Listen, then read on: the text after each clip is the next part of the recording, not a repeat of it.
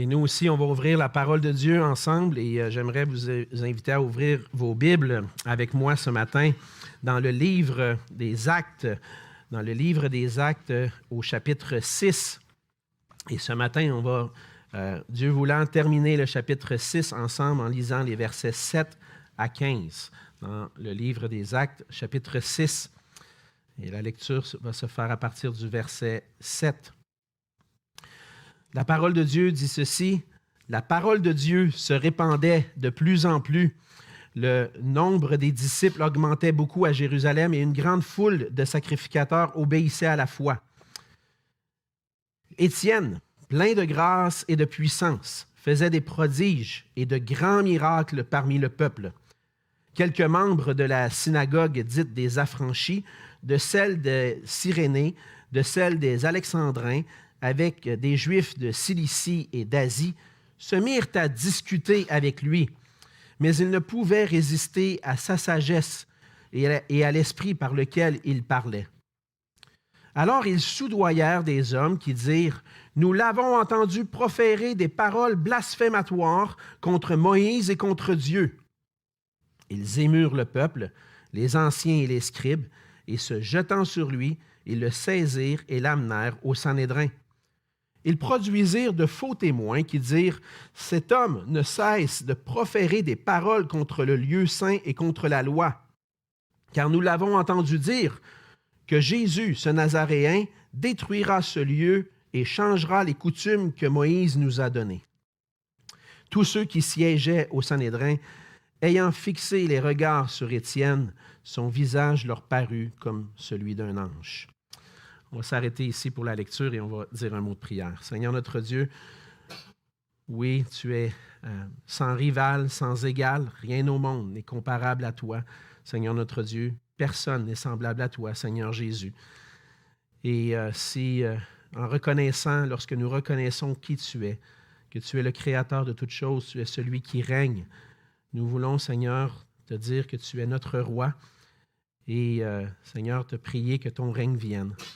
Que ton règne vienne dans nos vies, Seigneur, dans nos cœurs, et que nous puissions fléchir le genou devant toi. Et c'est ce que nous voulons faire ce matin. Nous prosterner devant toi, devant qui tu es, et recevoir ta parole dans nos cœurs ce matin, afin que nous puissions te glorifier, Seigneur notre Dieu.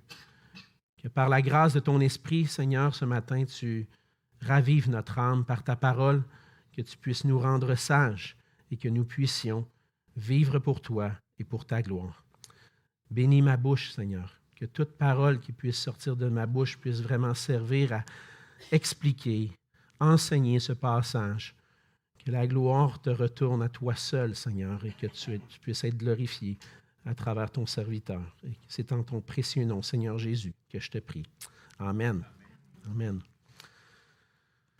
Lorsqu'on lit un roman ou lorsqu'on regarde un film, bien souvent, et presque toujours, je vais le dire comme ça, je dis presque peut-être parce que peut-être il peut y avoir des exceptions, on voit un personnage principal, le personnage principal de l'histoire mis en évidence. Si vous écoutez les films de super-héros, les Marvel ou les DC Comics, comme Superman ou Spider-Man, ça ne sera pas trop long quand vous allez voir qui est le super-héros, qui est le héros de l'histoire.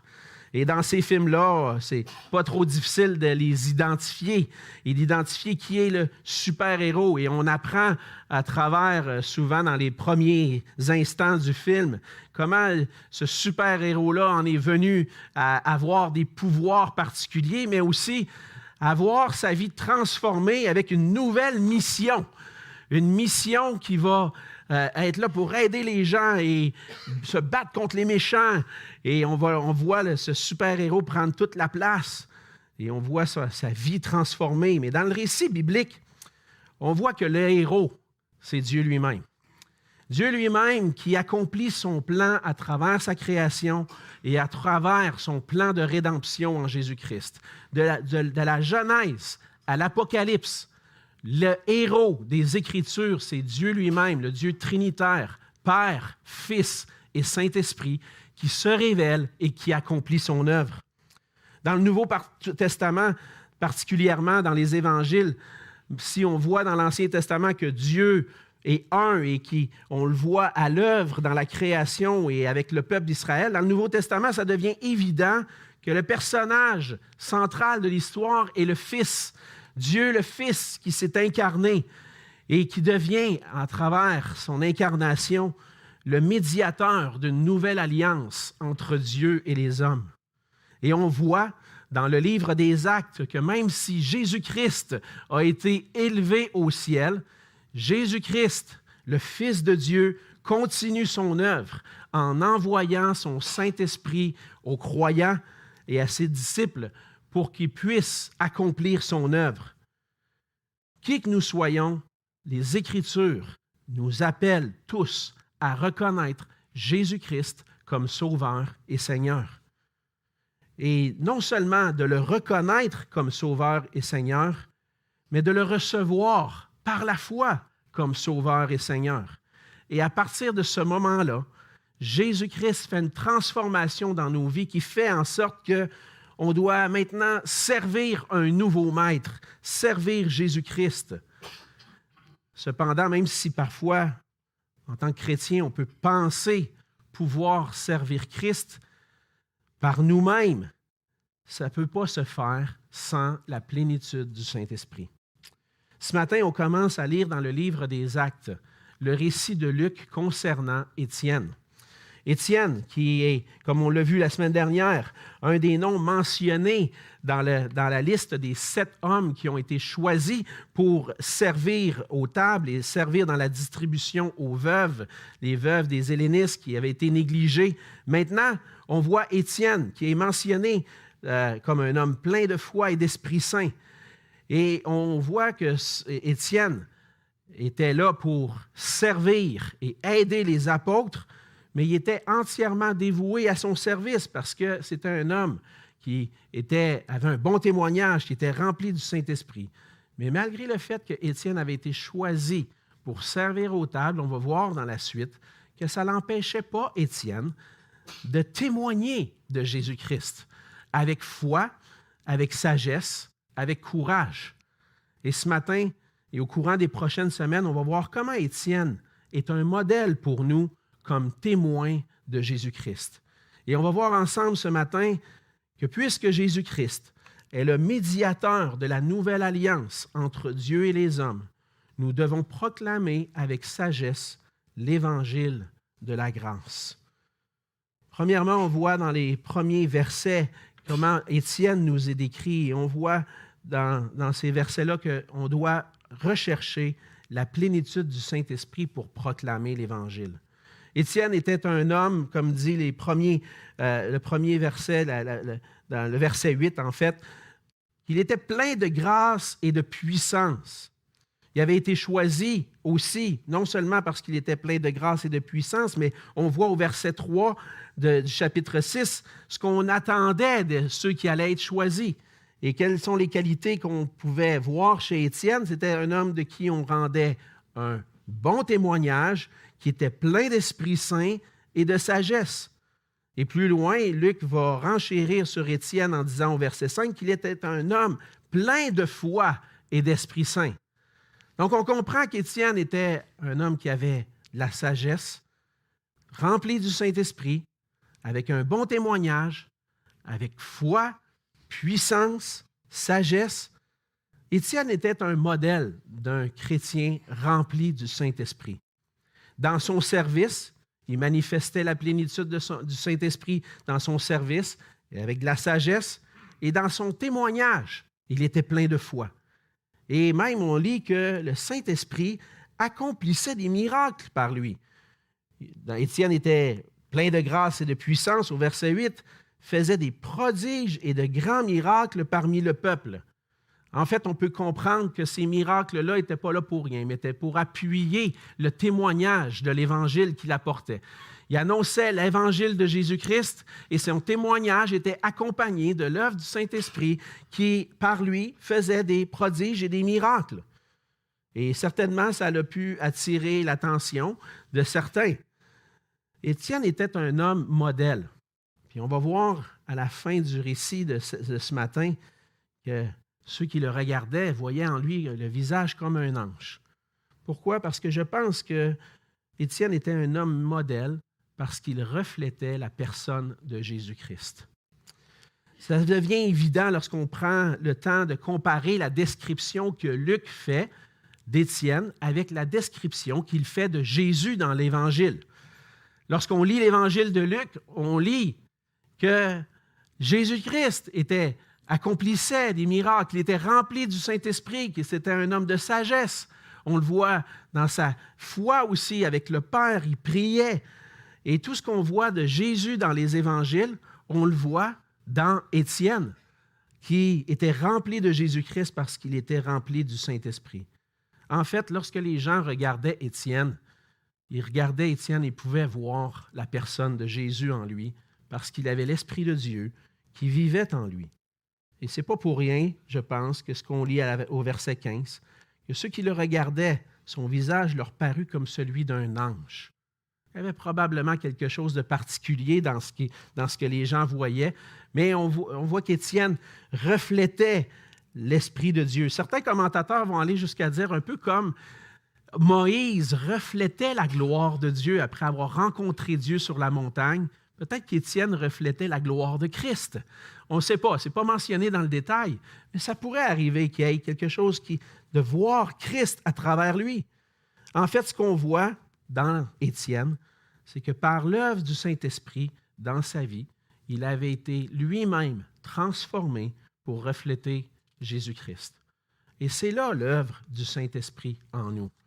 Le Saint-Esprit nous transforme pour nous donner la capacité de refléter Christ, mais aussi pour nous donner la capacité de témoigner de Jésus-Christ en parole et en œuvre. Le Saint-Esprit, c'est l'Esprit de Christ. Quand l'Esprit de Christ vient en nous et qu'il prend toute la place, ça ne peut pas faire autrement qu'on puisse refléter la personne de Jésus-Christ. Quand quelqu'un est rempli du Saint-Esprit, on voit Jésus en lui. Le Saint-Esprit agit en nous pour qu'on puisse parler et agir de manière à refléter Jésus-Christ. On voit des gens qui parlent lorsqu'ils sont remplis du Saint-Esprit. On voit qu'ils parlent avec humilité, avec amour, avec compassion, avec sagesse. Je n'ai pas de difficulté à m'imaginer combien de fois Jésus, en lisant les Évangiles, on le voit, a pu apporter des paroles de sagesse, de compassion, des paroles qui faisaient du bien à l'âme. Quelqu'un qui est rempli du Saint-Esprit, il reflète Jésus-Christ, et ça se manifeste dans ses paroles.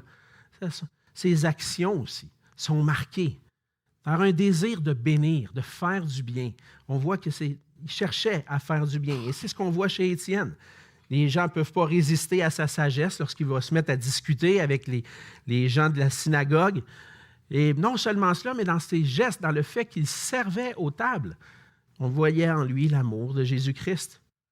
Il avait le courage et l'assurance de parler de la bonne nouvelle du royaume de Dieu. Et ce courage-là vient de l'Esprit de Christ qui agit dans le cœur des croyants. Et quand nous sommes remplis du Saint-Esprit, lorsque nous cherchons à être remplis du Saint-Esprit, on est rempli de la grâce de Dieu. C'est ce que je pense que le texte dit ici. Étienne était plein de grâce parce qu'il était rempli de la grâce du Saint-Esprit. Et il était rempli aussi de puissance. C'est l'Esprit de Dieu qui agit. Il nous rend capables de refléter Jésus-Christ. Et sans la plénitude du Saint-Esprit, on ne peut pas accomplir l'œuvre de Dieu. La tendance la plus évidente, souvent dans ce que je vois dans nos témoignages ou dans notre service, c'est que bien souvent, on agit par nos propres forces. Ce qu'on voit, en fait, c'est que Dieu a donné à chaque être humain dans la création, Dieu a donné à chaque être humain des talents, des capacités, la capacité pour accomplir des choses. Et vous pourriez être d'accord avec moi qu'avant même que vous soyez chrétien, avant même de connaître le Seigneur Jésus personnellement, avant même que le Saint-Esprit vienne dans votre vie, vous aviez la capacité d'accomplir des choses, et peut-être mieux que d'autres.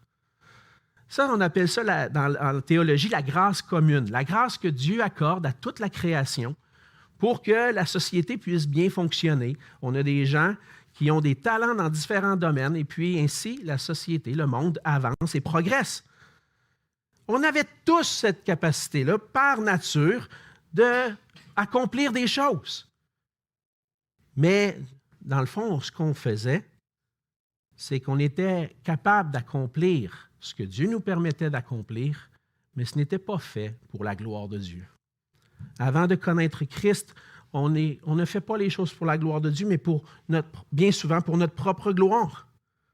Et parfois, dans notre service en tant que chrétien, on peut, nous aussi, continuer de s'appuyer sur ces capacités-là naturelles que Dieu nous donne pour servir. Et puis, qu'est-ce qu'on est en train de faire? C'est qu'on est en train de servir, mais en s'appuyant sur nos capacités. Même dans notre témoignage pour l'Évangile, parfois, ça arrive. On peut agir par nos propres forces, puis pour notre gloire personnelle. Ça m'est arrivé souvent d'entendre des personnes dire « J'ai témoigné à X personnes cette semaine. Hey, j'ai présenté l'Évangile à tant de personnes. » Là, on dirait que le nombre est important. Ou encore, « J'ai conduit un tel ou une telle au pied de la croix. » C'est toi qui as fait ça. OK?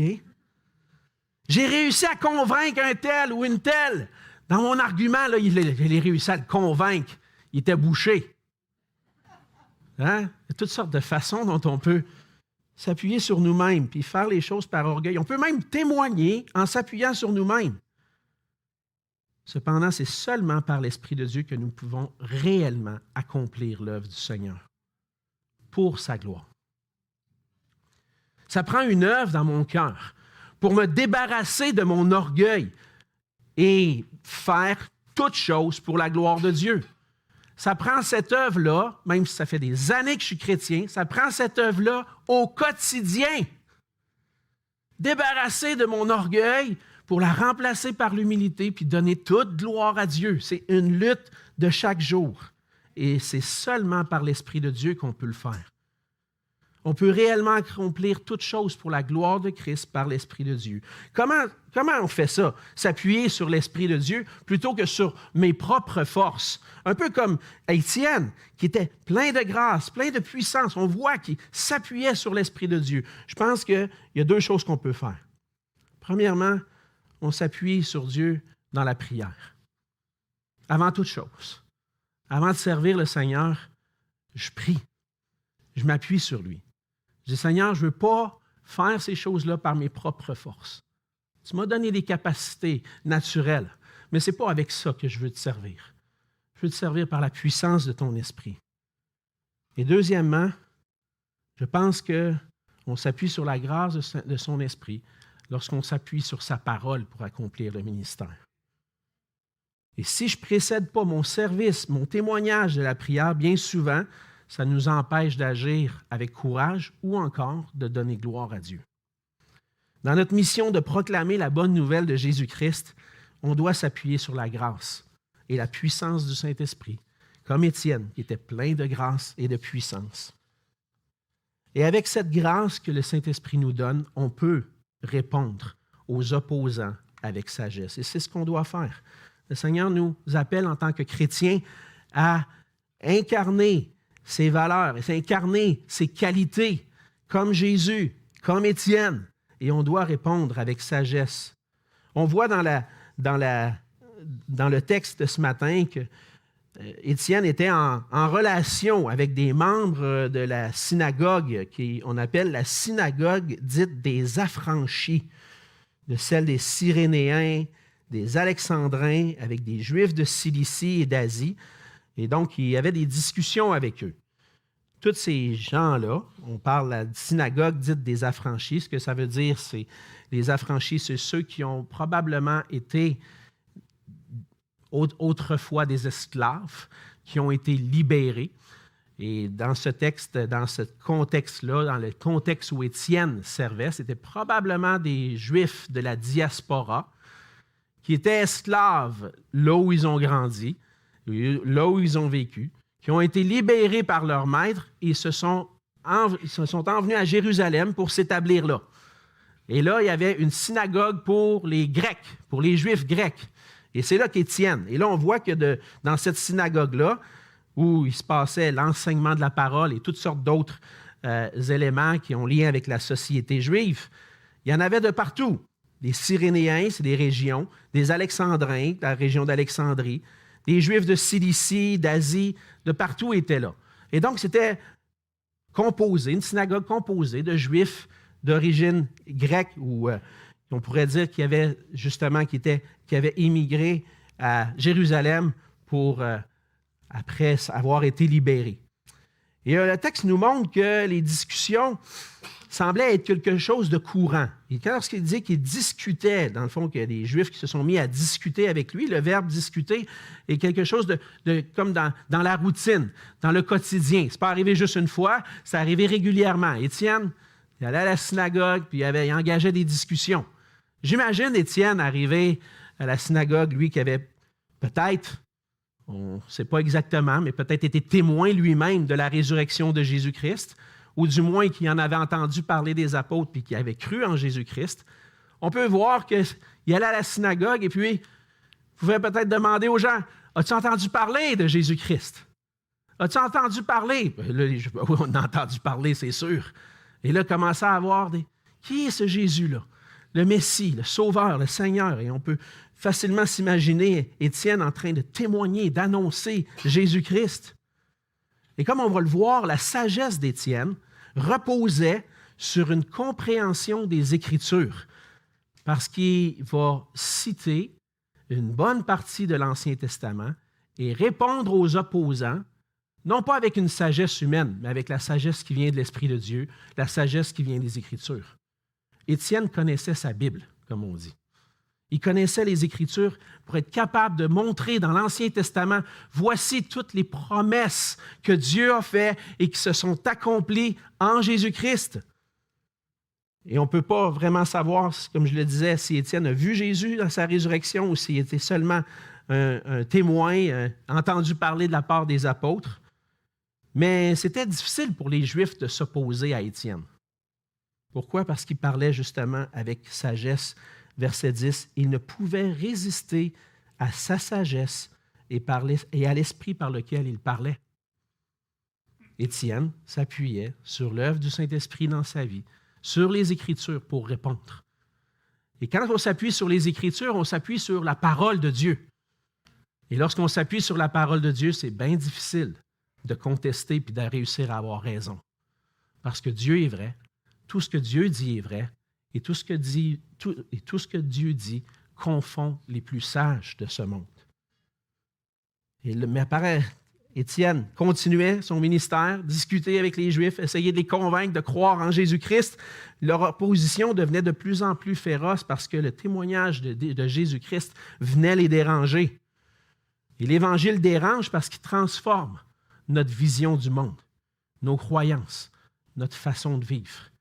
Et si vous êtes souvent témoin de ça, lorsqu'on apporte l'Évangile à quelqu'un qui n'a peut-être jamais entendu parler, bien souvent on rencontre de l'opposition parce que ça dérange.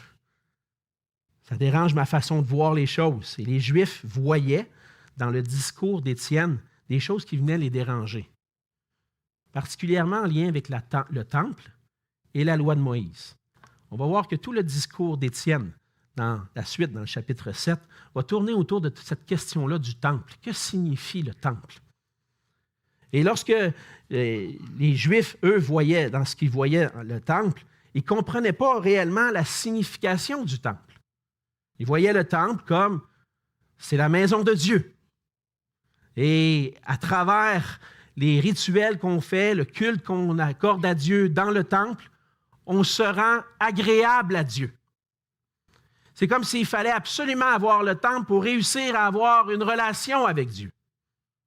Et on peut s'imaginer que lorsque Étienne arrive puis il dit « C'est pas de cette façon-là que tu plais à Dieu, mais c'est à travers Jésus-Christ. » Et Jésus-Christ va venir transformer ces choses-là. Il vient transformer. Il ne vient pas abolir, il vient les accomplir.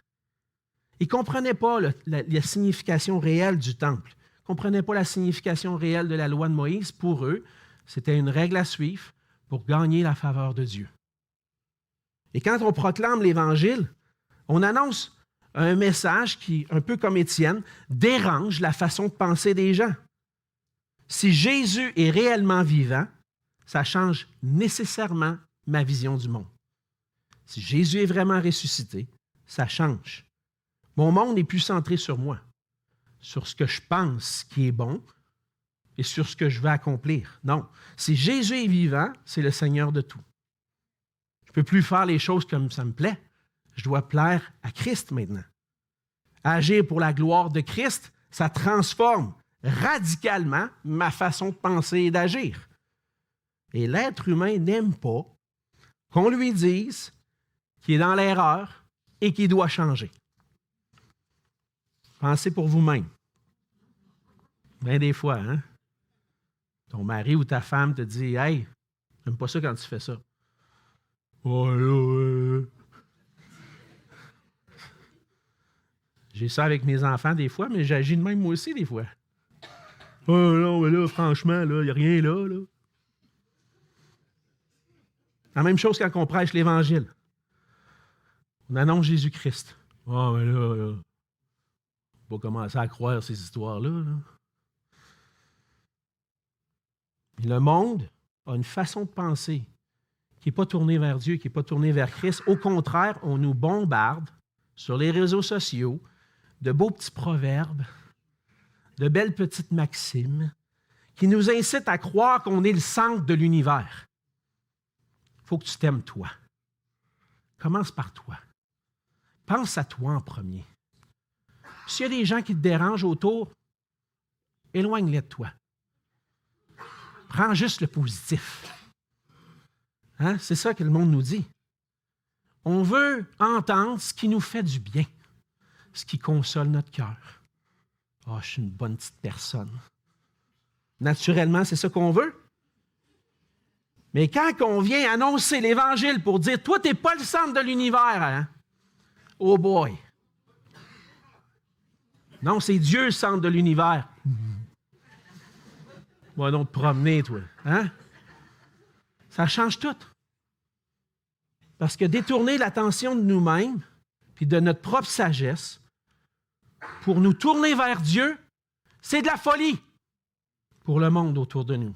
Comme Paul le dit dans 1 Corinthiens 1,18, vous connaissez bien ce verset-là. La prédication de la croix est une folie pour ceux qui périssent. Mais pour nous qui sommes sauvés, elle est une puissance de Dieu. C'est normal. En tant qu'être humain, naturellement, on n'aime pas se faire dire que tu n'es pas le centre de l'univers et que le monde ne tourne pas autour de toi. Tu es juste un être humain créé à l'image de Dieu pour glorifier Dieu. Ça ne fait pas notre affaire parce qu'on est pécheurs, déchus. Et lorsqu'on annonce Christ, la même façon qu'Étienne annonçait Christ, il disait, c'est pas parce que tu accomplis des œuvres, c'est pas parce que tu suis les règles de la loi de Moïse que tu es sauvé, c'est pas parce que tu es un bon juif que tu vas être sauvé. Ça dérangeait. Puis lorsqu'on se fait dire qu'on n'est pas les bonnes personnes, puis qu'on doit se tourner vers Christ, ça dérange. Mais on doit répondre avec sagesse à ceux qui s'opposent à l'Évangile. Et c'est l'exemple qu'Étienne nous donne. Il ne pouvait pas résister à la sagesse. Et comme je l'ai mentionné, ce n'est pas notre propre sagesse de langage qui va faire en sorte qu'on va convaincre les gens, mais c'est la sagesse de la parole de Dieu. Étienne était capable de défendre la foi en Jésus-Christ sur la base des promesses de l'Ancien Testament. Et pour répondre avec sagesse, on ne doit pas fonder notre argumentation sur notre sagesse à nous, mais sur la sagesse qui vient de la parole de Dieu. Cette sagesse, on la trouve dans l'Évangile. Et c'est pour ça que, troisièmement, on voit dans le passage qu'on doit faire comme Étienne, et ce qu'on va voir dans la suite du récit, on doit proclamer que Jésus-Christ a accompli toutes choses parfaitement pour nous réconcilier avec Dieu. Les Juifs avaient accusé faussement Étienne de blasphémer contre Moïse et contre Dieu. C'était des fausses accusations qui étaient fondées sur une mauvaise interprétation de l'Ancien Testament et du discours d'Étienne. Étienne prêchait que Christ était l'accomplissement des promesses de Dieu. Le temple était le lieu où le Seigneur habitait et où les sacrifices avaient lieu. Mais les Juifs étaient plus attachés à ça. Et C'est là que ça se passait, mais c'était, comme dit les Écritures, l'ombre des choses à venir. C'était pas tout accompli encore. Il devait y avoir des choses accomplies en Jésus-Christ. Mais les Juifs étaient attachés aux rituels, aux coutumes, sans véritablement saisir que c'était justement l'ombre des choses à venir. Et les fausses accusations ont fait en sorte que les Juifs ont saisi Étienne, l'ont amené devant le Sanhédrin. Et là, devant le Sanhédrin, Étienne va présenter sa réponse, qui est centrée sur la révélation de Dieu dans l'Ancienne Alliance et la vraie signification du temple. Une défense où on va voir que la venue de Jésus a une signification importante. Et ce que les Juifs ne comprenaient pas, c'est que Jésus-Christ est venu pour accomplir la loi et ainsi inaugurer la promesse d'une nouvelle alliance, la nouvelle alliance que Dieu avait annoncée. Jésus est venu l'accomplir et dans toute sa vie, dans toute son œuvre, Jésus n'est pas venu pour abolir la loi, mais pour accomplir cette loi-là.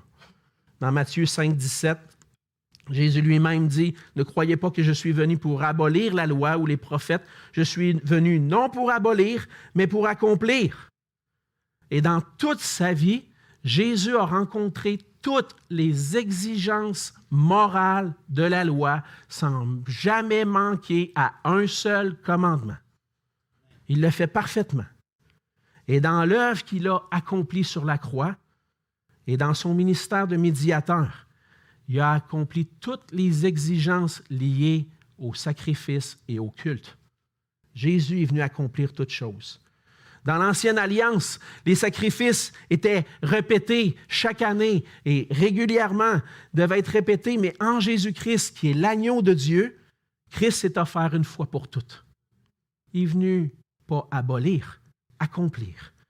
Hébreux 7, versets 26 et 27 nous dit « Il nous convenait en effet d'avoir un souverain sacrificateur comme lui, saint, innocent, sans tache, séparé des pécheurs et plus élevé que les cieux, qui n'a pas besoin, comme les souverains sacrificateurs, d'offrir chaque jour des sacrifices, d'abord pour ses propres péchés, ensuite pour ceux du peuple, car ceci, il l'a fait une fois pour toutes en s'offrant lui-même. » En s'offrant lui-même comme sacrifice parfait, les sacrifices n'ont plus besoin d'être répétés comme dans l'Ancienne Alliance. Et probablement, c'est ça que les Juifs n'ont pas saisi.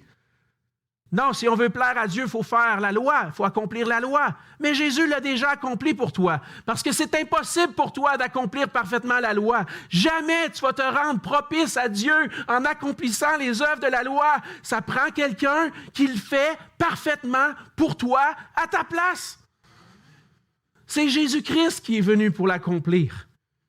Et si tu veux rester dans ta façon de penser que tu es une bonne petite personne puis que tu vas être capable un jour de te défendre devant le Dieu de l'univers par toi-même, c'est impossible. Tu as besoin d'un avocat.